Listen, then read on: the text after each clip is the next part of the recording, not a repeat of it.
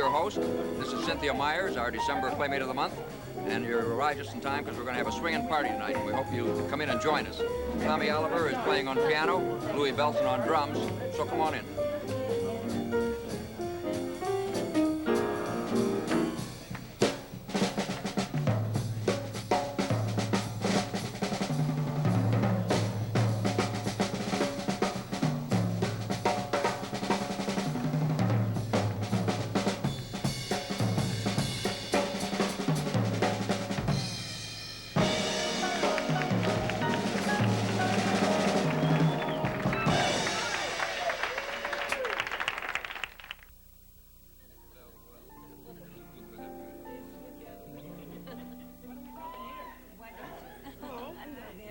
Well, we've checked it out. I think we'll rent it.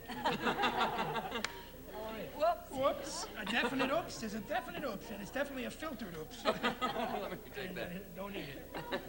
How are you? Lovely. How are you? You know each other, don't you, Marty Ingalls? Yes, we Jackie did Shannon? many charity shows about 30 years ago, right? Yeah. Remember when you sucked your thumb? I still do. She used to walk around and do that. She did. Yeah. I still do. Now she talks like it's still in there. It's very funny.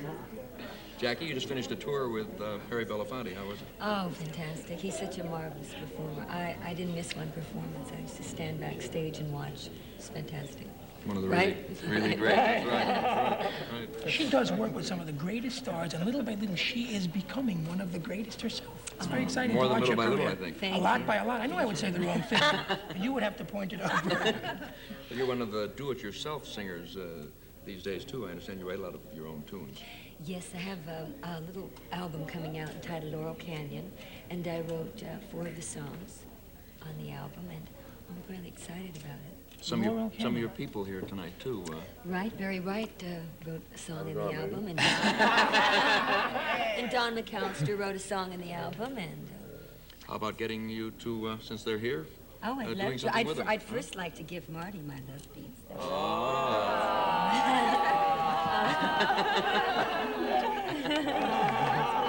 And I'd also like to introduce you to the group, Brendana Davis, Barry White, and Don McAllister. Oh, there. Okay? Disappeared.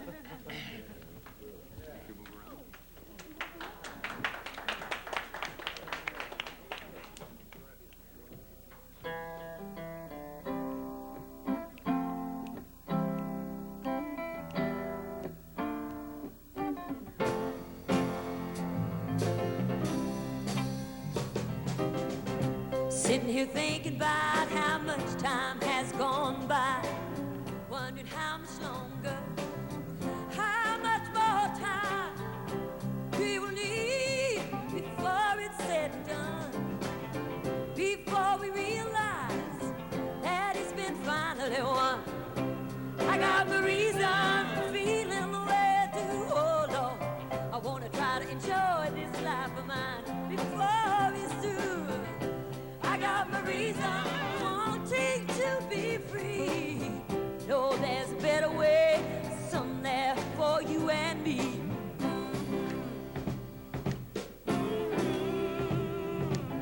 As I walk this lonely land of broken hearts and dreams, looking at the situation, I have visions of many things. That day when we can walk together hand in hand, then we can say that in this place there's enough for every woman, child, and man. I got the reason, feeling the way I do. I want to try to enjoy this life of mine. Oh, it's true. I got my reason, I want to take a better way. Oh, Lord, I want to lend a helping hand to someone each and every day.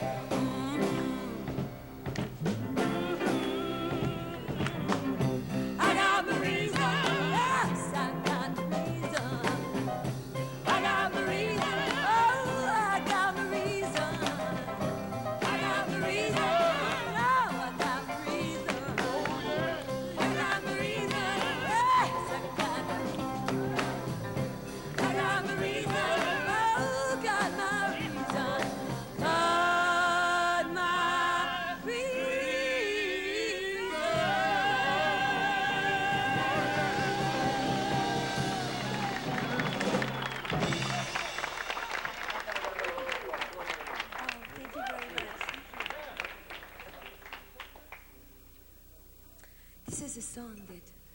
wrote for Laurel Canyon, and it's entitled Hollywood.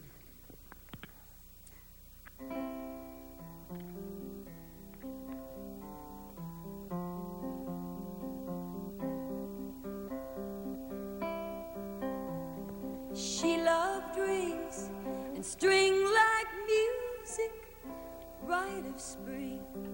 She'd often choose it. She spoke like paintings soaked in time. Her autumn-colored hair was fine.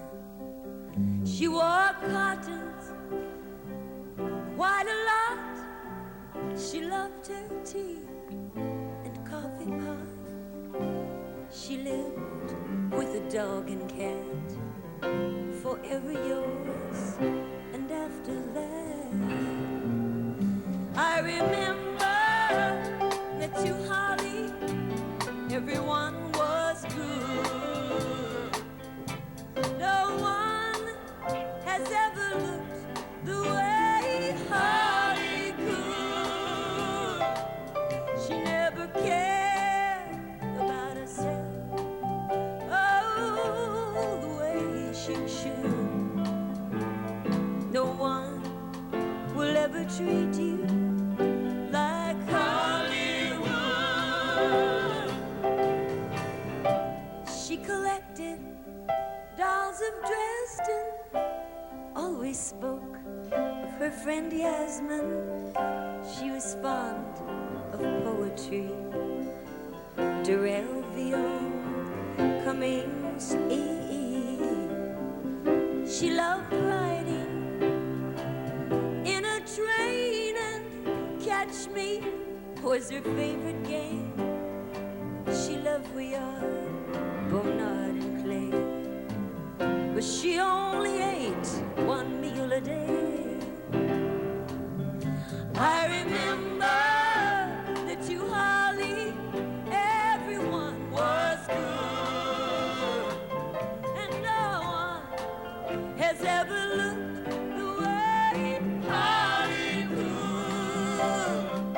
She never took care of herself, oh, the way she should. No one will ever treat you like Hollywood. I remember that you, Holly, everyone was good, and no one has ever looked the way Holly could. She never cared about herself, oh, the way she should. No one will ever treat you like Hollywood.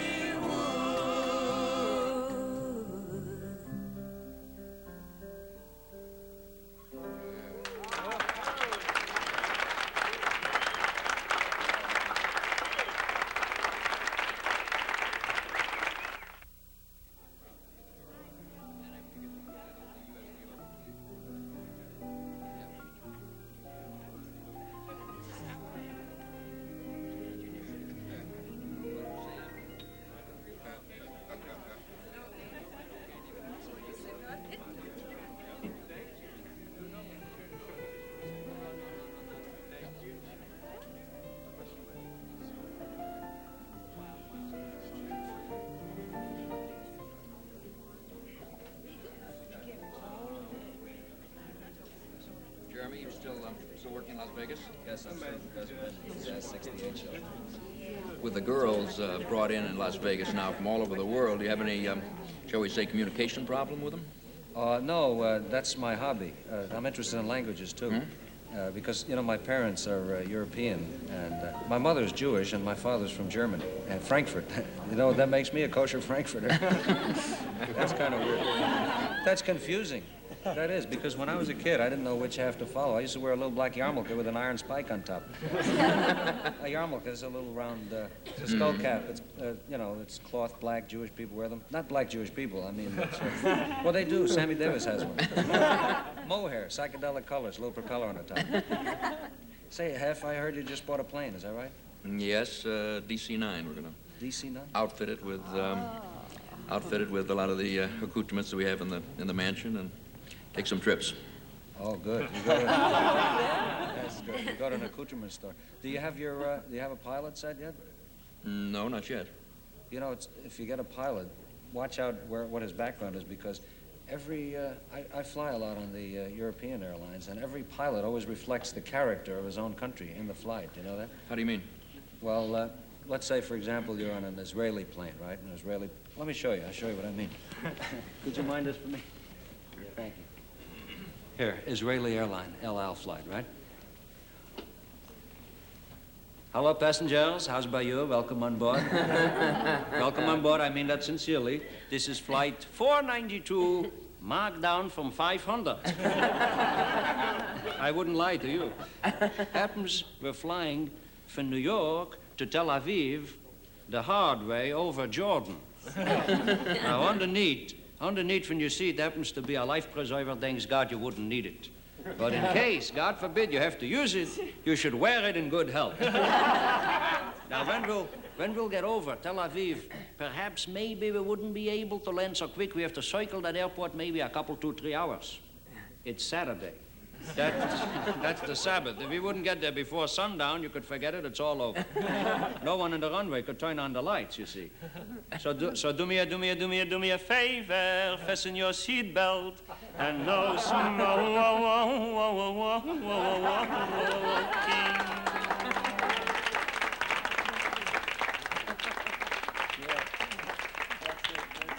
Well, now suppose we passed the Jewish pilot. Suppose we went for a Japanese pilot. Japanese pilot? Mm-hmm. Yeah, we could do that. Ohayo gozaimasu. Ikaga desu ka? Good evening, ladies and gentlemen. Welcome aboard the Japan Airline 6-transistor miniature aeroplane made in USA. We are flying today over Honolulu, Hawaii. They don't know we're coming. Surprise! And you ready for the stewardess? The stewardess has to be, here, this is your pirate Captain Kamikaze, and your stewardess, Miss Saki Tumi. And her sister, Nakatumi. It's possible. They have strange names, you know. How about any others? What about the German one? Oh, the German one? Could I borrow this cigarette?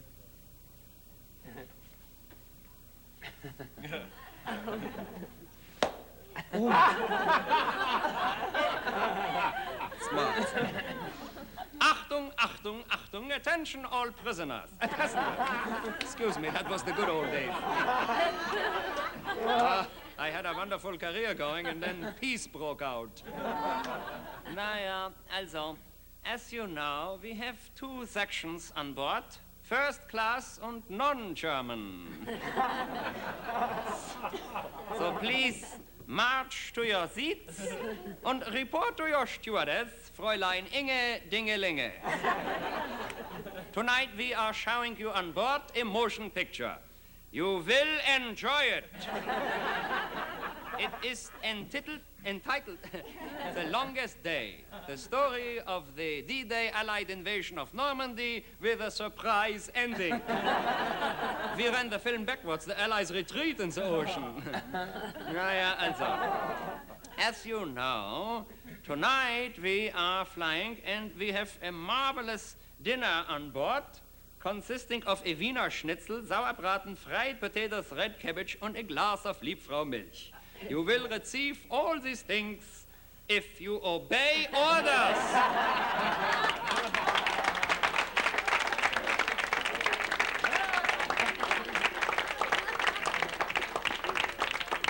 think I'm going to fly American. Where's my room? I'll tell you, Bill, you just go around into the electronics room and behind the pool and up the stairs. And it's down the hall and to your right. Wait. And it's the third door on the left. Of where? You'll find it. Is my name on it? Well, we'll put it on.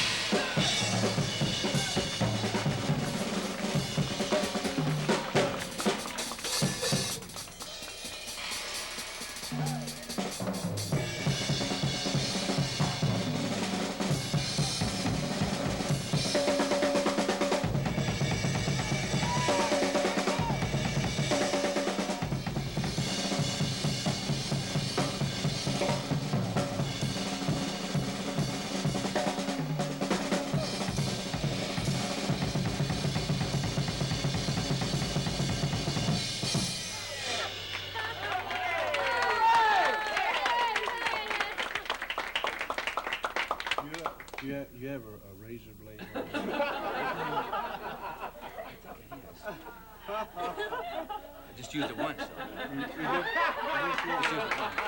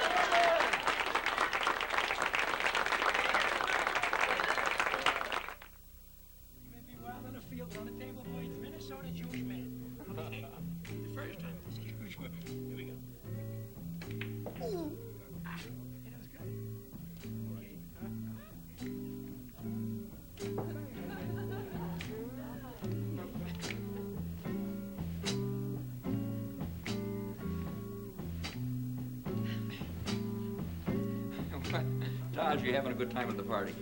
No, I am. Taking the whole thing, you know. Right, that's good. That's good. I haven't seen you for a while, and you were working on an album. You ever complete it? Yeah, we just got finished with it, you know. It's looking really good to me, you know. Well, it's groovy, groovy. Somebody told me a very short time ago that the group never practices. Is that true? Well, we kind of rehearse like, say, like in the afternoon before we get ready to record, you know, so we can keep it fresh and live, get that, you know, their feeling on the record. And then you don't go too far with it so that it doesn't lose its Right. spontaneity, huh? Nice and spontaneous and feeling like, you know, it's happening then. You know? Well, how about being spontaneous for the kids tonight and really doing a little way?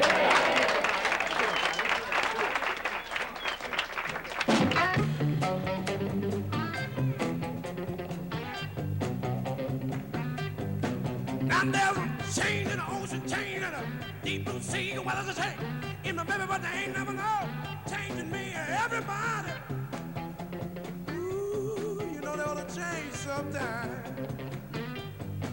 Cause if they don't make the change, baby, they're gonna wind up in a lonesome ground. You know I change my shirts, change my money, change my woman just to keep from acting funny, everybody. And you know they ought to change sometime. Cause if they don't make the changes, baby, they're gonna wind up in a lonesome ground. I changed my numbers on my door, so my baby can't find out where I live no more. Everybody, ooh, you know they ought to change sometime. And you know if they don't make the changes, baby, they're gonna wind up in a lonesome ground.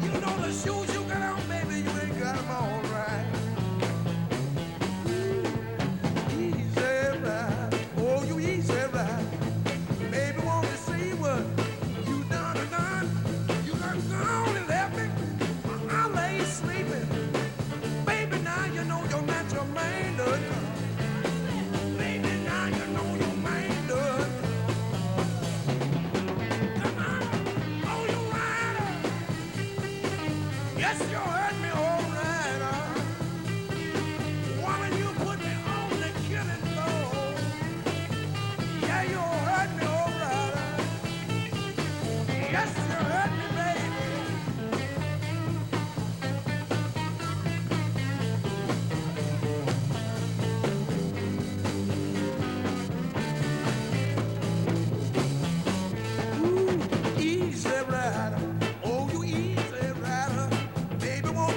what you done.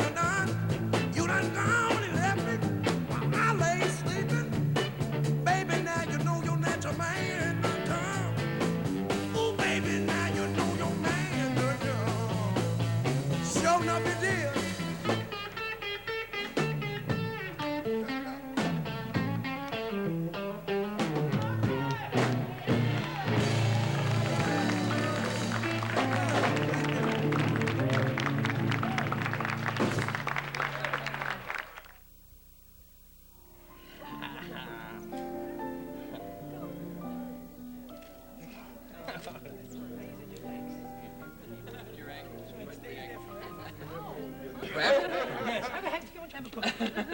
Yes, have one of your own cookies and die right here. No, I have a situation with my teeth. See, every year I put in a permanent cap. See, a permanent cap. And, see, but I never had permanent caps, the kind that you have to drill down your teeth and put in, because now I have a couple of dollars, I can have good teeth, see? But before I had good teeth, see, I had a thing in Hollywood. They have a thing called Hollywood teeth, where if you can't afford to do your teeth permanently, you have a whole set, and it slips on and off, see? And you put them on, they cost about $75, but you have a whole set, and you slip over your ugly teeth, and, you're David Niven, you walk around your room. The only trouble is, you can't eat with these teeth. So when you go out, so you got to take that and suddenly, you're Walter Brennan. Food comes in front of you, put it back in, you're like that. Now, I had these teeth for about a year and a half, and I lived in Hollywood, because, I saved up to have them made, so they were very important to me, and I had them made in New York. And the teeth, they were here, they carried them in a little vial with water in it, see? It was very important. I'd slip them on when I'd go out, and I'd be Hollywood, see? And after a while, they would break, you see? And they'd break, and I couldn't go back to New York, so after a while, they were in 3-4 pieces, you see? So before a date or something, I'd go and I'd glue them in, see? And I'd go out, and I'd be very careful not to say certain words, because they would fall on your leg or in the plate, see? Anything with an F. Couldn't say anything with an F. Could you say anything with an F? See, the air gets into your mouth, and the teeth fall on your plate, on your leg. So this is what happened. Someone said to me, you come to see Funny Girl in New York, and I know Barbara Streisand. We'll go backstage. I was really excited. Went to see Funny Girl, and I had my teeth. I was really cute. I really looked terrific. And they said, you'll go backstage, and we'll meet Barbara Streisand. I said, Barbara Streisand, wow. And I went to and I was sitting there. I really forgot, my whole mouth situation. I'm talking to her, and I just had to tell her how fantastic she was. I never got that. So I said to her, Barbara, you are the most fantastic. And a bicuspid from the right side shot across the room and lodged right in her hair. Now, I'm talking like this to her now because I have a hole in my mouth, see? Now, she saw something come from my mouth into her hair, but she's not about to say, what was that came from your mouth in my hair? I could have bronchitis, who knows what? So, it's in her hair, and I don't want to leave because that cost me $45, that tooth, and I don't want to wait here until that tooth falls out. I'm standing there for hours and hours, and it's sitting, and I could see it in her hair, and it was just terrible, and I kept trying to ask her questions, which would get a no answer, so the tooth would fall out. But everything I said, she said, yes, it's fine, it's terrific, and finally someone came in the room, and she jumped up, and my tooth fell out, and she said hello to the guy, and I shoved it in, and I was David Niven again, and I was so happy to get out with my teeth, and I walked to the door, and I said, well, farewell.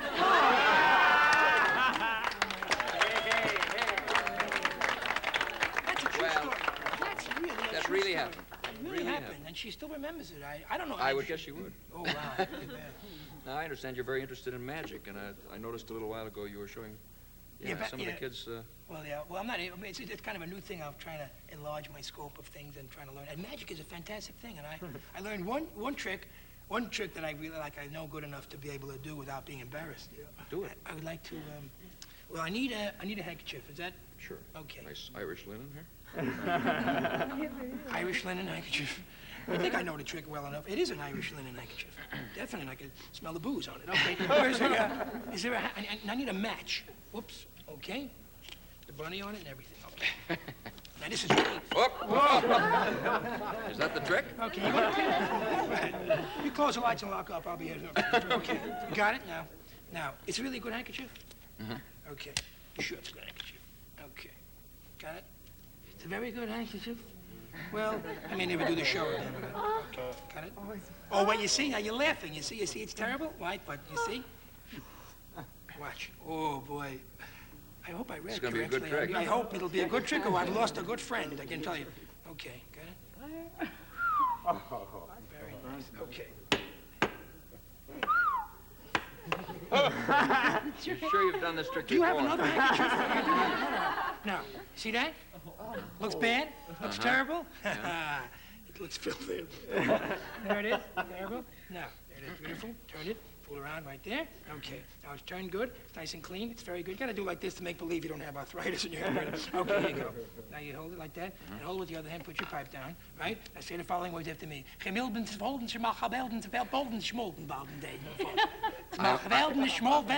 it doesn't depend on this part. Where does it say you have lines, you? Okay, got it? Yeah? Say Quilman Heidenbogen. Quilton Heidenbogen. You're an immediate Jewish person. You have Okay. it. Okay, got it? Quilton Heiden, now give it back to me.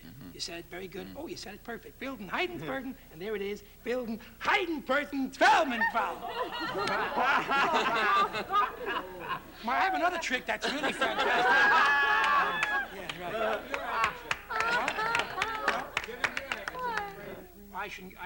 I give him my handkerchief? Fair is fair, Mark. You can have your handkerchief. Fair is That's fair. it. Put it in your pocket and get rid of it. Right. Okay. It's very important. You should get rid of it. Because...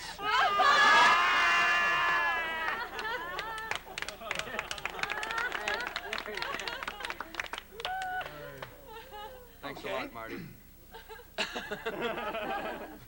Invite me again, you. Certainly will. Mr. Cosby. Jim, you having a good time? Good time, Hugh. Yeah, great party. I can't think of anybody, as a matter of fact, that in such a short time, the last time I saw you was in London, and you'd just started your film career.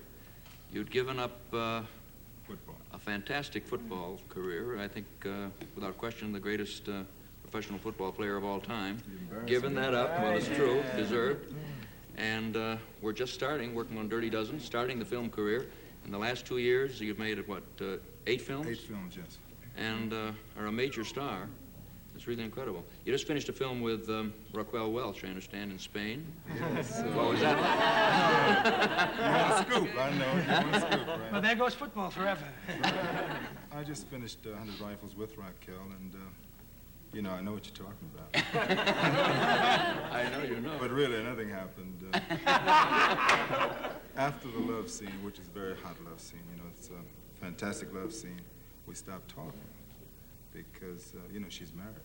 It's the safest. That is the safe way. She's a great girl, though, really. I think this will probably be her finest performance. I certainly hope so.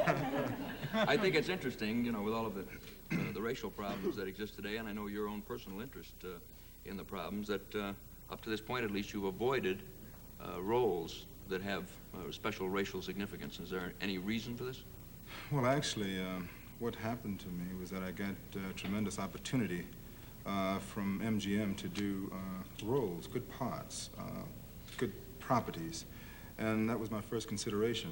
It wasn't a matter of actually avoiding racial roles, but in a way it worked out well because I've been playing men, period, you know, good parts, and now I'll get a chance to maybe do a couple of racial roles, but now I think I'll get a chance to pick the ones that I want to do.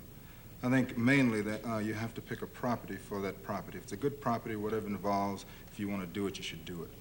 It also suggests something else, I think, that is a very good thing, that we're getting into a situation now, or a time in which it's possible for a person to be cast in a role unrelated to race. And you, and it's true of Bill, too, are moving into roles that might previously have been cast and given to a white man, and now Negroes are filling those roles without regard, you know, unrelated to the racial consideration. Yes, I think basically now we have moved to a position where a man can play a man, you know, a man can take a part. This is what we are trying to achieve, you know, totally in our society. I think Sidney and Bill and James Earl Jones have, you know, led the way in this area. I have benefited basically by what they've done, so I'm taking full advantage of it. You know, I'm playing all kinds of characters, you know. In fact, my next film, I think, will be Lions, Three Christians, Nothing. I will play opposite one of Which part do you have in that? Well, I'm going to be a lion. Oh, I see. You know, Sidney really paid his dues all these years. As you say, you're benefiting through much of the work that he did in all the early years of his career. Really paid his dues. Well, basically, what he did was show that people like quality, you know. This is what it's all about. He brought quality to the screen. He became a movie star. He played racial roles. He played some non-racial roles. He did everything. And he's a star in the true sense of the word, and that's what it's all about. And all of us naturally will benefit from that. I think Bill benefited from that.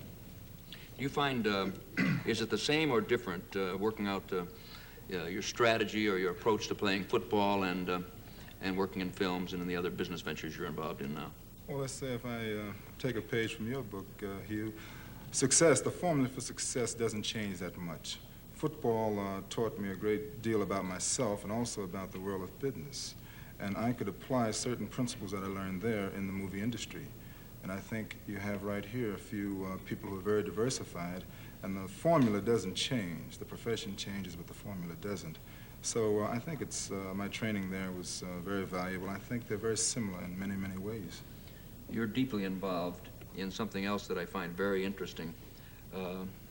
Related to the racial problem, you've helped establish a new organization that is doing, I think, in many ways more good in the ghettos than almost anything else today. And I think some of the kids might be interested in hearing a little about that.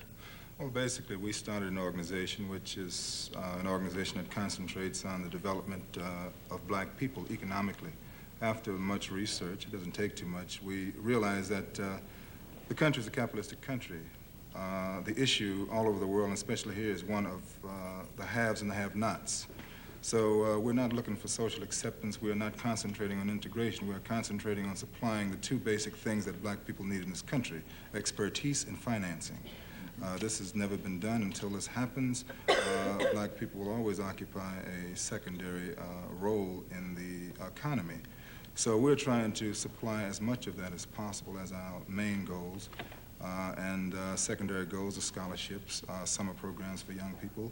And we figure that in a few years, the idea of economic development will have spread throughout black communities, and there'll be no need for a formal organization. This kind of program, the emphasis on economic self-help, requires, however, a certain amount of patience, and quite understandably, a great many black people today are tired of waiting. Do you find as a result of that you're getting the kind of acceptance in the ghetto areas that you would hope for? Yes, it is a educational process that must take place.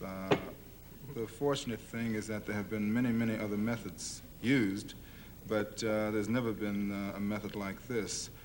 People are sometimes slow to catch on and to understand it, but after a while, you know, you start developing more and more because it's a solid program. And it's going to take a good 20 years to have it catch on, I think, like it should, you know, because we're talking about economics and power. All right. Have some champagne. Beautiful. I don't want any champagne, but does anybody here have any shaving lotion? I'll find some for you.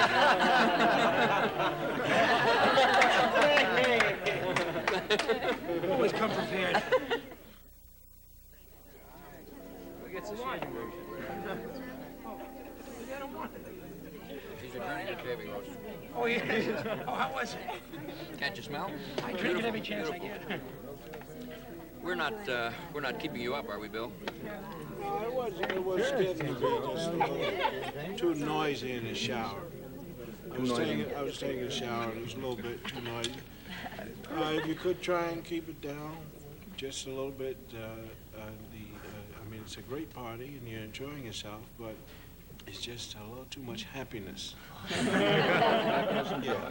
And Victor Lowndes keeps coming up to my room. He has a habit of doing that. Yes, well, he keeps coming out in the sauna bath and coming into my room. And I've been enjoying all of your friends here. It certainly is exciting. And I realize it's a little past your bedtime, Bill. well, it is, and I have to call Camille. I'm waiting for the rates to go down. But I wanted to tell a story, if I may, because when I first came out here with the television series, I became very wealthy. And I found that my wife and children and mother and father and my brothers, my Aunt Clara, my Uncle Thornhill, and 4 guys I grew up with. Moved into Beverly Hills into this huge house with about 900 rooms. And neighbors came and gave us flowers and welcomed us, you know, white people, very nice people. And they said, welcome to Beverly Hills. And I found that Beverly Hills welcomed me, had everything I would need, even more so because we have dough, everything $8 higher than anything else. And my only problem was that the barbers had a great amount of difficulty trying to cut my hair. And I mean, I would go into the shop and I would sit there and the guy said, how you doing, Bill? They knew me. Said, Bill Cosby's here, you know, and they started telling the customers and everything. And I would move up in line and finally I would sit in a chair and the guy put shaving cream around my face, you know, and started, I said, I don't want to shave. And he said, well, what was it you wanted, Bill? I said, well, a haircut. And I said, oh. And the barber next to the barber whose chair was in would say, well, go ahead, he's in your chair. Get a guy a haircut. So I sat there and the guy kind of looked at my hair and whistled a lot. And he washed it and he said, well, to be perfectly frank, Bill, I don't know how to cut your hair. You know, it's a different kind of hair, but there's a poodle shop.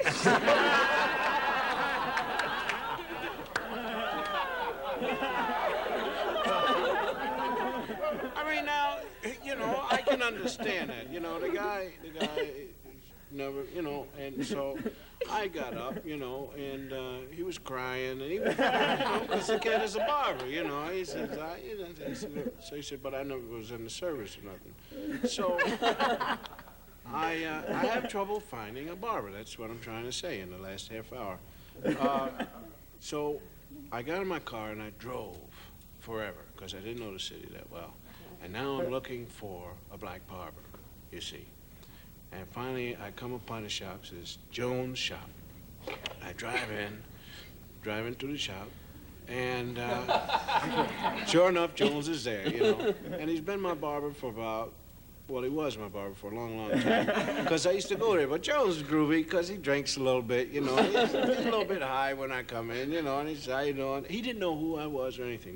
That's one reason why I kept going. He was a bad barber. He would leave me with low patches and stuff. I said, well, this week you can't shoot this side, you know. It's fine. No, because there's a big bald spot right there.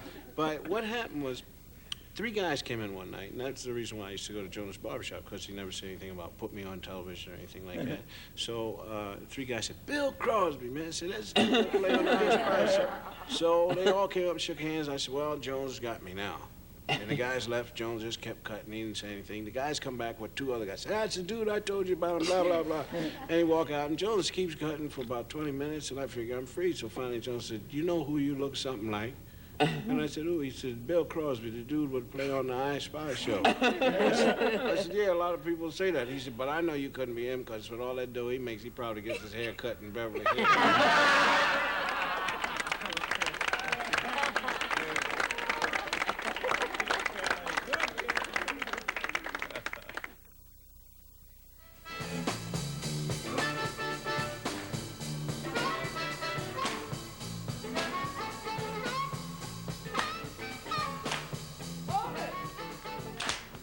Thanks for joining us this evening. I'm afraid we're all out of time now, but we'll be here again next week, and if you can, be here too. Till then, good night.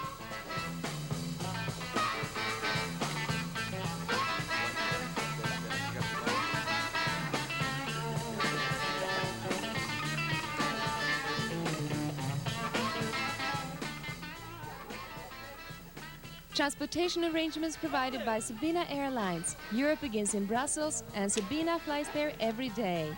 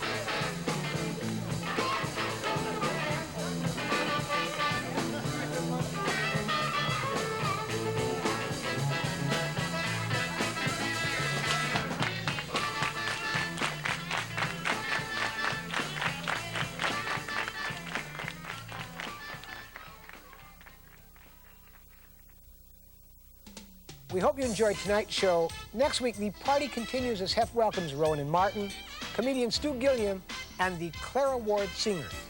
For Playboy After Dark, I'm David Steinberg, and thanks for watching.